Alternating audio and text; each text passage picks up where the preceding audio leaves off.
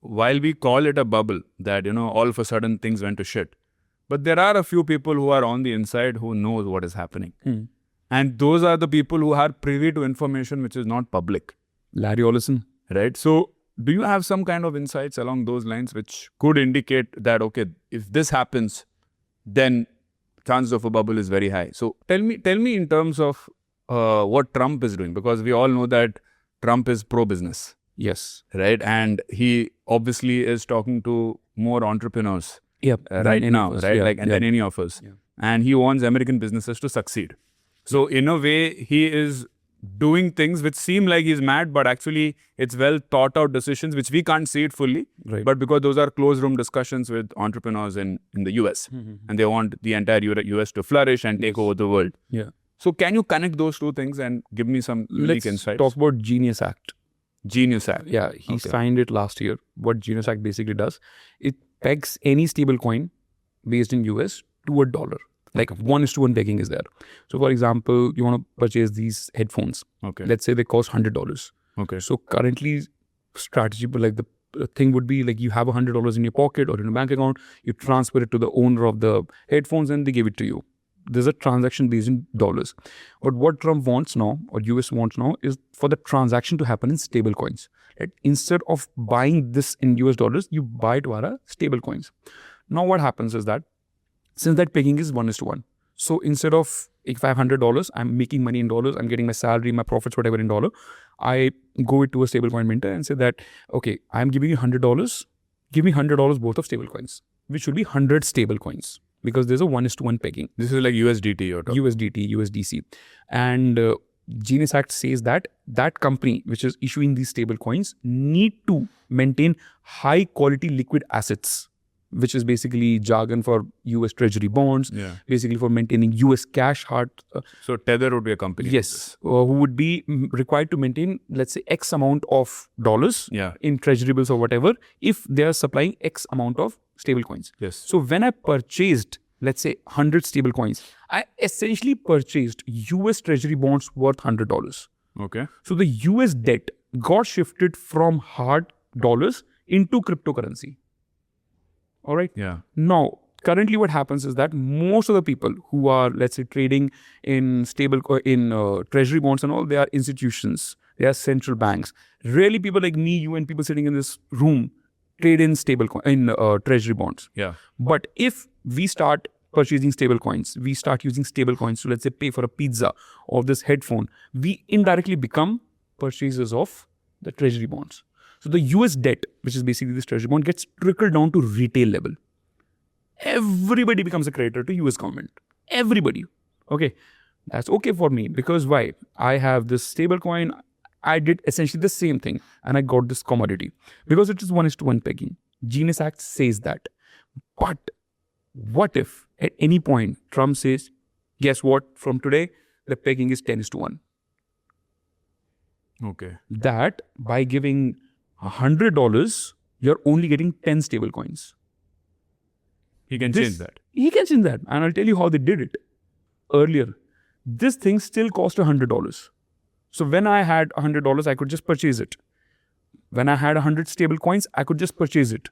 But with just one signature, if they change it to 10:1, I need 10x more stable coins. My purchasing capacity just went down 90%. And that can happen. It's like, how can that happen? Because that's what happened in 1934 when they brought in the Gold Reserve Act. In 1934, the official rate of gold was around $25 per ounce. Okay. So you have 1 ounce of gold, you are worth $25. I have $25. I am worth 1 ounce of gold. Right? Yeah. Simple as that. Gold Reserve Act comes, US government says, fuck it. Now the rate is $35 per ounce. You have 1 ounce of gold. From $25, you suddenly became worth $35. I had $25. I was worth 1 ounce of gold. Now I'm no longer worth 1 ounce of gold. We were at the same level before that signing happened, but with just one signature, your purchasing power went up like 40%. My purchasing power went up like 60%, went down like 60%. The same thing they will do with stable coins. why would people want to use stable coins when they have actual dollars? Or That's actual where rupees? Clarity Acts come. What Act? Clarity Act. Clarity Act. Okay. Yes, Clarity Act is another act which will be passed. Genius Act is already there. Clarity Act says that every company will essentially be allowed to make stable coins. Let's say you have an Apple iPhone, you want to purchase some app, you want to purchase, you want to pay for a YouTube premium membership, you want to pay for your gym membership, whatever. One way is that you route that money through your bank account and then the app gets paid. Another way, which is costing you exactly the same, you put your money in Apple Money.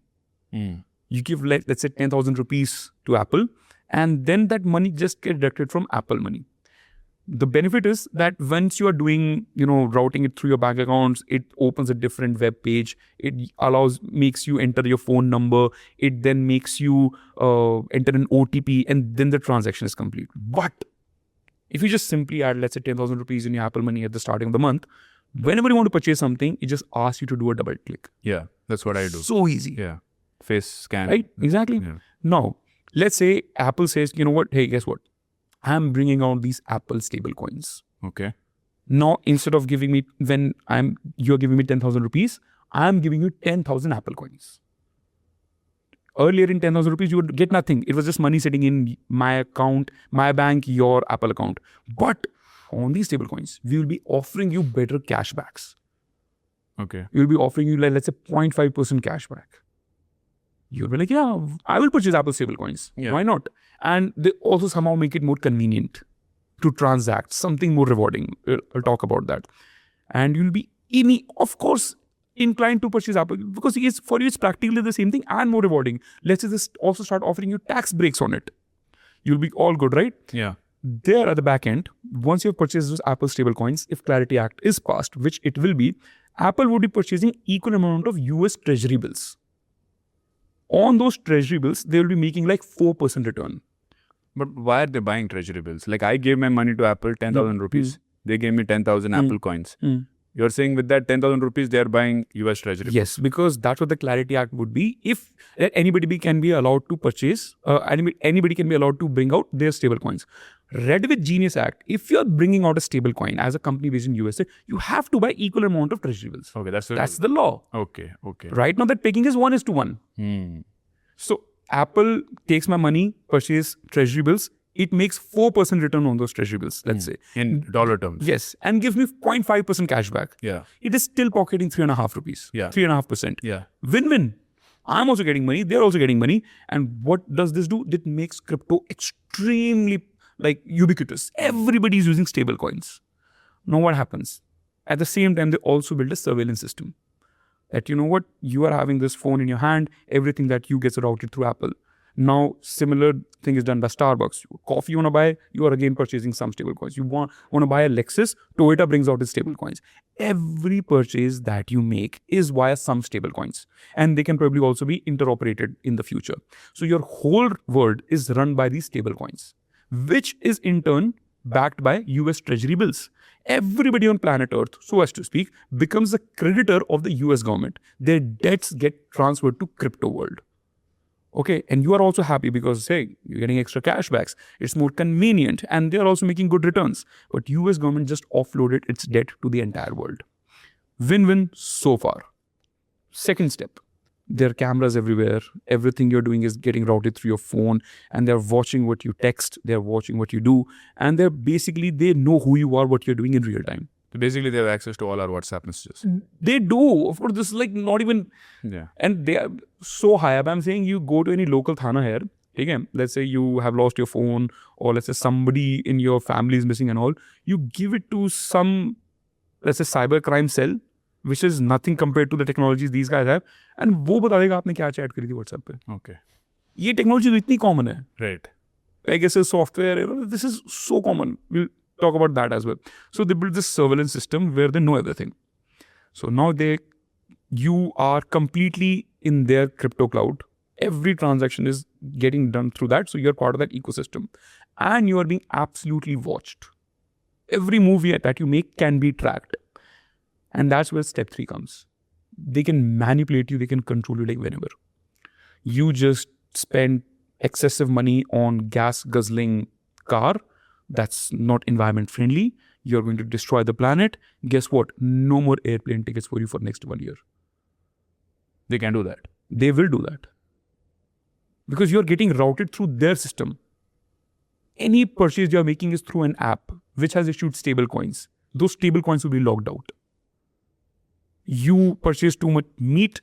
This is consuming so much water. We won't allow you to purchase meat for the next 3 weeks. You just can't do it. But I am using Indian companies. So how can a US company control what I do with Indian companies? So that's what the objective is, to ultimately bring it to the entire world.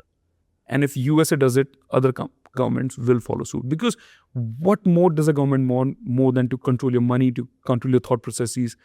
Look at your social media. Okay, you're saying that Trump will tell the other country leaders that this is what I've been able to achieve. And everybody will try to copy it. I'm controlling my citizens. You also control. No, he won't tell anyone, but everybody would want to do it. Yeah. Every political leader would want to control the citizens. Dictatorial concentration of powers is the natural course of human civilization. Yes. You put anybody on a pedestal, that person eventually ends up becoming a dictator. That's human nature. Oh, yes, that's human nature. And it can be me, it can be you, it can be anybody. You just put somebody on so much pedestal, give them so much power, they would want more. Every country is in that situation where they want to know more and more, and social media is the best way.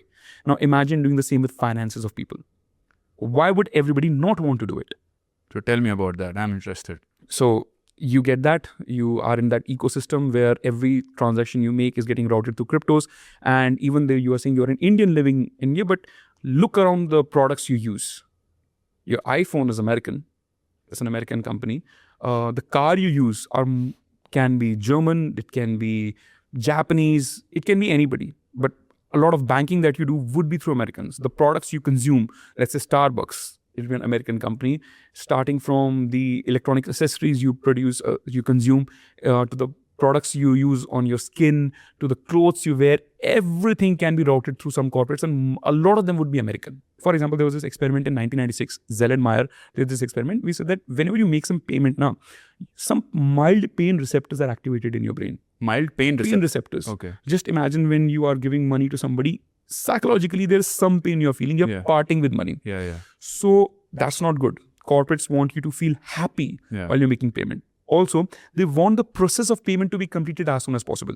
You need there to be minimum hurdles. Like we were just talking about it. When you're making payment via Apple, if there is one option, Apple Money, just the payment is made. Other option is you enter your card details, then comes an OTP, and then you enter the OTP, and then it takes more time. It gives you more time to think. Oh. They don't want to part with money. It's a very psychological thing. Interesting. So Zell and Meyer conducted this experiment. That it's best if you provide these two things to customers.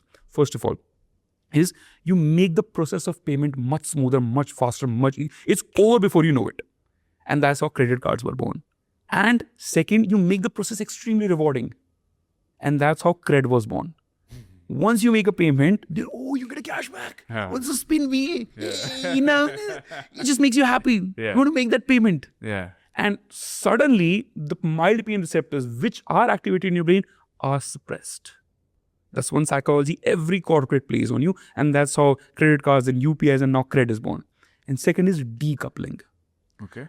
Like you touch cash only when you want to transact money. There's no other use. You don't use cash to, put pictures out there. You don't use cash to, talk to your friends. Cash is only money. So anytime you touch cash, whether to make payment, you remember about those pain receptors. They're activated more. And that's where credit cards came in. Credit cards are not cash. You still have some cards in your bank. For example, there's a Metro card. There can be a calling card, a business card. So the coupling of any card in your hand is not just with money. Lesser pain receptors activated compared to cash, which is just payment. That is great decoupling. But it's, even better decoupling, paying via your phone. You use your phone like 8 hours a day to text, to surf internet, to talk to your friends, to upload pictures, to everything that you do is done via phone. So if you're just making one payment, scanning a QR code, it is just another phone-related activity. Greater decoupling. Glad you made it till here. If this gave you even one idea to improve your finances, send it to a friend. Helping them might just make you the smartest person in their group chat. And don't miss the full episode on Finance with Sharan. There's a lot more where this came from.